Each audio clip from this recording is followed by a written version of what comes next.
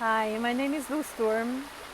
I'm a somatic movement educator of body mind movement. I'm also a Rolf method therapist and I'm a yoga instructor and contemporary dance teacher.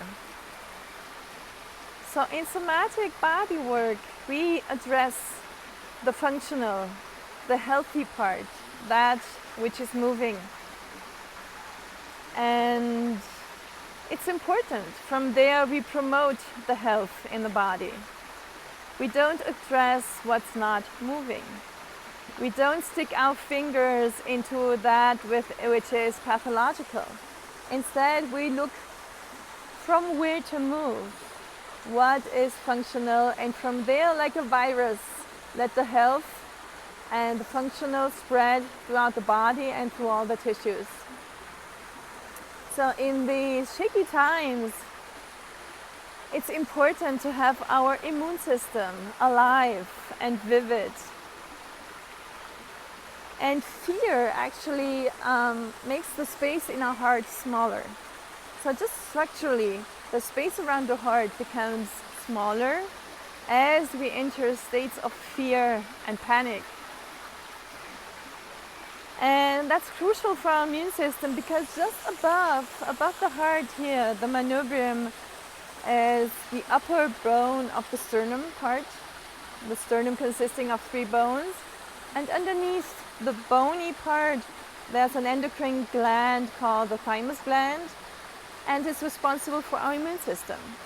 It's responsible for activating all the cells, the immune cells that flow throughout our body in the bloodstream to eliminate toxicity, to eliminate bodies that can do us harm. So it's important that the thymus gland is functioning and working well. So today I want to invite you to do a little meditation on the immune system with me, to become aware of other body parts that support your immune function, that support what is inside of you so that other bodies cannot harm you, so that you can sustain your homeostasis in all the different tissues and organs of your body. So I hope you feel like doing this with me. It's starting in a minute. Okay, so first I invite you to find a comfortable spot where you can be without any disturbance for 10-15 minutes. You might want to be sitting, you can sit on the floor, maybe on a pillow. You can sit against the wall, you can sit on a chair. You're also mostly welcome to lie down. Even standing, you could do this meditation. I guess you can also do it in a car. So whichever place you found now, see if there's a possibility to be more comfortable.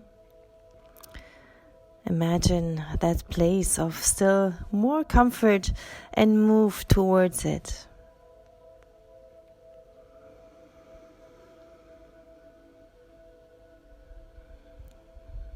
And then just take a time to notice the air entering your body through your nostrils. Maybe feeling its temperature, its texture.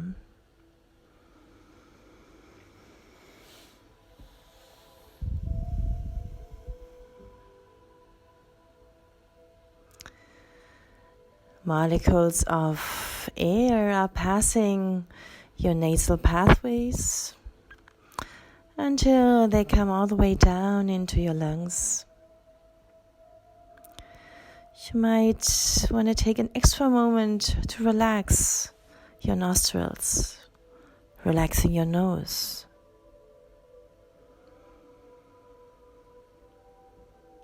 Imagining molecules of oxygen traveling and that space behind your nose, behind your mouth,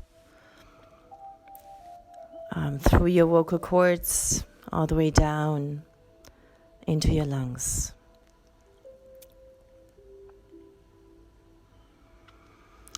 And then in an almost magical process, these molecules of oxygen enter the fluid world of our bodies. They enter the bloodstream in order to travel to every cell in our body.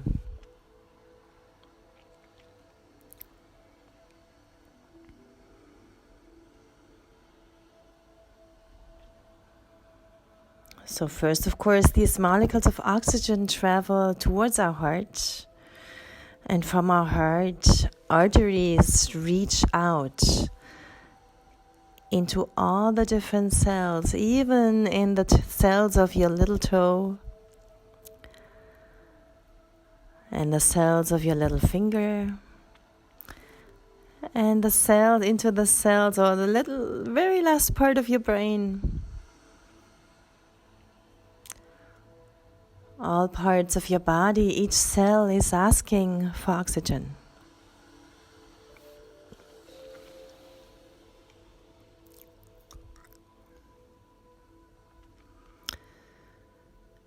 So our blood needs to be fresh and fluid.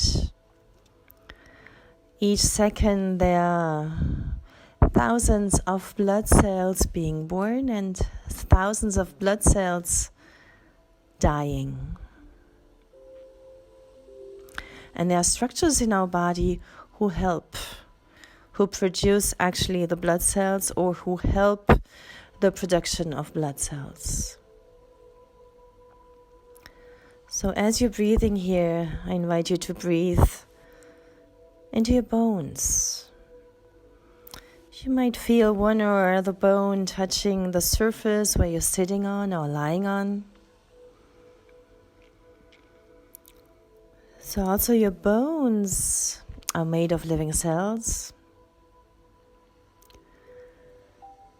And the bones are not totally dense. The space inside the bones is kind of hollow. It's filled with fluid, which is the bone marrow. So you might want to move just one arm or one leg and imagine the bone marrow running like a slow river inside your bone. Fluid and slow. And then the bone marrow produces red and white blood cells for your whole body. And it seems like the main bone that talks to all the other bones is our sacrum. So whichever position you're in, you might want to touch your sacrum, which is the triangular bone just at the base of your spine, on top of your coccyx. It's a triangular bone in the posterior part of your pelvis. Even if you don't have any idea of anatomy, you can just imagine a triangular shaped bone in the backside of your pelvis. And if you're lying, you might just feel a little resistance there. Maybe pressing the bone, the sacrum, a little bit more into the floor.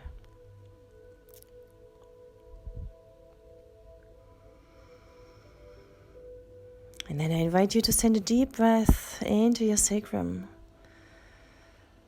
Imagine your sacrum having a conversation with all the other bones, inviting them to produce fresh red and white blood cells to nourish your blood.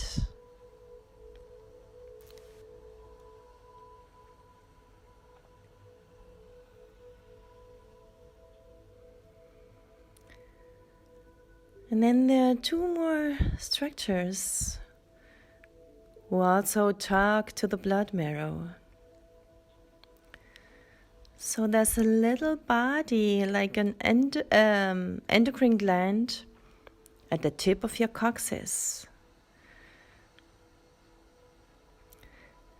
So see if you can breathe into the tip of your coccyx. At the same time, breathe into your kidneys.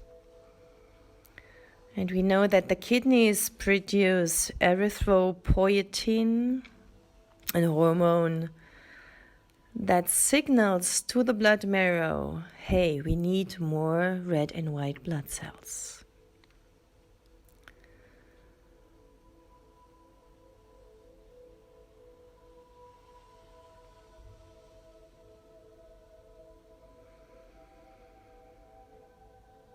And of course, if you need to change position, if you want to move, if any movement helps whatever you're sensing, it's mostly welcome.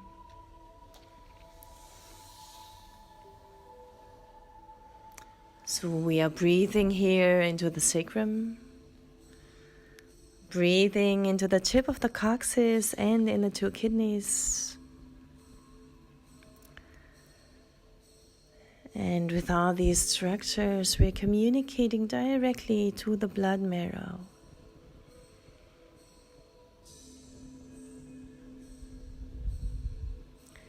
So the white blood cells help to keep our blood clean from toxins that come from our body as waste of other physiological functions, or viruses, bacteria from outside.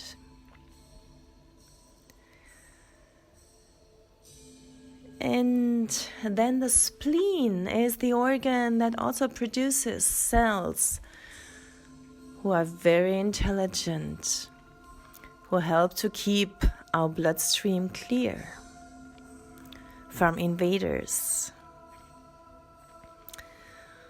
So you might know that your stomach lives in the front of your body, on the left side under your ribs. And if you travel, maybe touching your stomach to the left side, not totally to the side, just a tiny bit back underneath your ribs, you can touch your spleen. Your spleen stores blood in case of emergency, but it's our great producer of immune cells. Immune cells that they're highly specialized. Some of them have a lot of tentacles to wrap or destroy bacteria, wrap or destroy viruses. So for now we want to breathe into our spleen. It's a little mysterious organ living behind our stomach.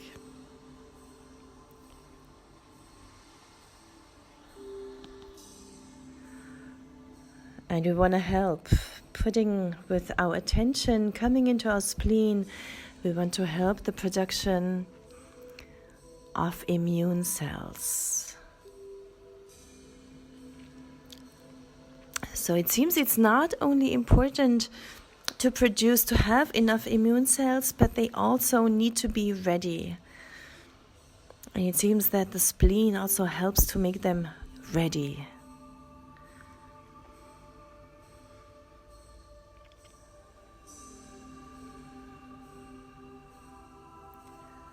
So we're breathing into our spleen and having the spleen communicate with the rest of our body, each little bit of our body, the legs, the feet, the arms and the hands, our trunk and the head.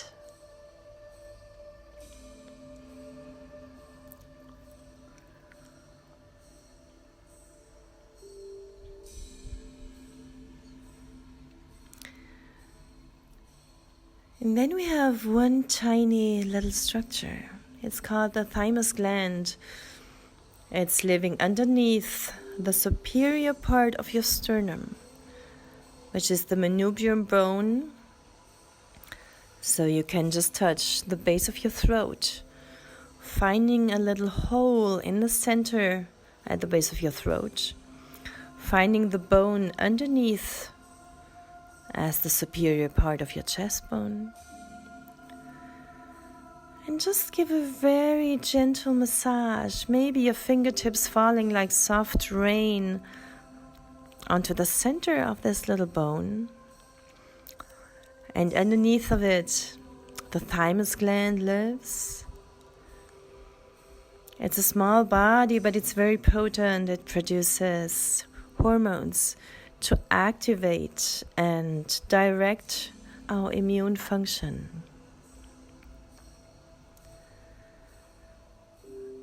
So you might want to imagine this little thymus gland, which is also, in a larger sense, part of your heart structure. It's the courageous part of your heart, which is defining the limits.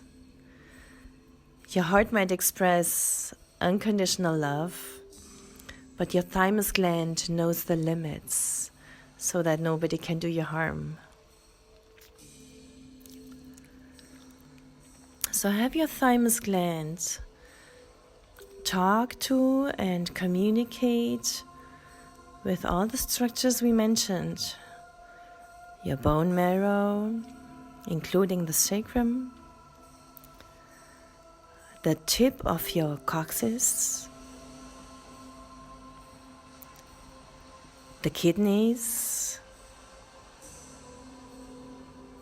the spleen,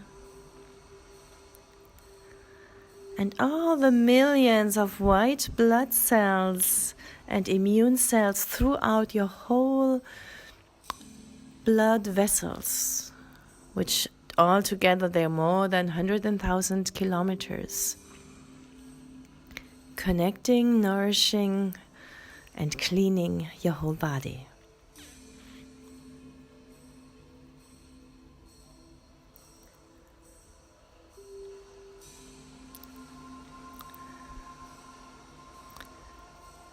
So you might want to rest a little bit after this meditation. Thanks for joining. Stay happy and healthy.